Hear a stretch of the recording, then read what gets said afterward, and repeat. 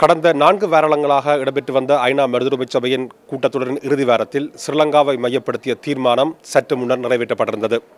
ஸ்ரீலங்காவுக்கு மேலதிகமாக 2 ஆண்டுகால அவகாசத்தை வழங்கி இந்த தீர்மானம் வாக்கெடுப்புகள் ஏதுமின்றி ஒருமனதாக நிறைவேற்றப்பட்டிருக்கின்றது. முன்னதாக சபையினுடைய பிரசிடென்ட் அவர்கள் இதனுடைய அறிக்கையை சமர்ப்பிக்க தொடர்ந்து ஸ்ரீலங்கா சார்பிலே அதனுடைய வெளிவிவகார அமைச்சர் திலக் மாரப்பன் அவர்கள் அது தொடர்பான நிலைப்பாட்டை தெரிவித்திருந்தார். தொடர்ந்து வாக்கெடுப்புகள் ஏதுமின்றி ஏகமனதாக தீர்மானம் நிறைவேற்றப்பட்டிருந்தது. ஸ்ரீலங்காவுக்கு வழங்கப்பட்டிருக்கின்ற மேலதிக 2 ஆண்டுகால அவகாசம் என்பது ஸ்ரீலங்காவை கண்காணிக்கும் பொறுமுறை என தமிழ் தேசிய கூட்டமைப்பு தெரிவித்திருக்கின்ற நிலையிலே தமிழர் தரப்பின் உறுதுணையினர் இதனை கடுமையாக எதிர்த்திருக்கின்றனர். ஸ்ரீலங்காவுக்கு வழங்கப்படுகின்ற கால அவகாசம் என்பது தமிழ் மக்களுடைய நீதிக்கான போராட்டத்தை நீர்த்தி போகச் செய்கின்ற ஒரு யுத்தியாக அவர்கள் குற்றஞ்சாட்டுகின்றனர். இந்த தீர்மானம் தமிழ் மக்களுடைய அதாவது பாதிக்கப்பட்ட மக்களினுடைய மனநிலையை பிரதிபலிக்காமல் சர்வதேச நாடுகள் தங்களுடைய நலன் சார்ந்து இந்த தீர்மானத்தை நிறைவேற்றியிருப்பதாக குற்றஞ்சாட்டுகின்றனர்.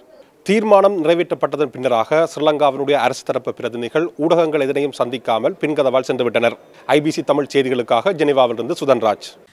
அனைத்து செய்திகளையும் பார்க்க ஐபிசி தமிழ் நியூஸ் சேனலை சப்ஸ்கிரைப் பண்ணுங்க. உடனுக்குடன் செய்திகளை தெரிந்து கொள்ள வேண்டுமா? அப்போ கீழே இருக்கிற பெல் பட்டனை மறக்காம கிளிக் பண்ணுங்க.